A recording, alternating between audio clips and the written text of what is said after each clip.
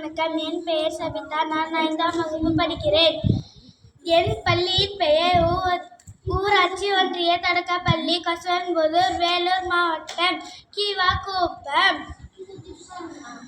அரசு வழங்கப்பட்ட கதை புத்தகத்தை படிக்க வந்துள்ளேன்.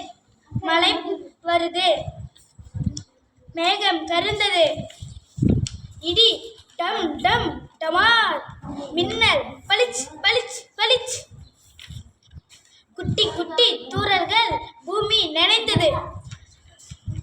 கொஞ்ச நேரம் ஆனது, பெரிய பெரிய துளிகள், சடசட சடசட பெரிய மழை, நீர் ஆறு போல் ஓடியது, ஏரி குளம் நிறைந்தது, தவளைகள், பறவைகள் கர் கர் அப்படி வருது பாரு. கர் கர் கர், பறவைகள் கீச் கீச், மரம் செடி கொடி அனைத்தும் குளிர்ந்தன.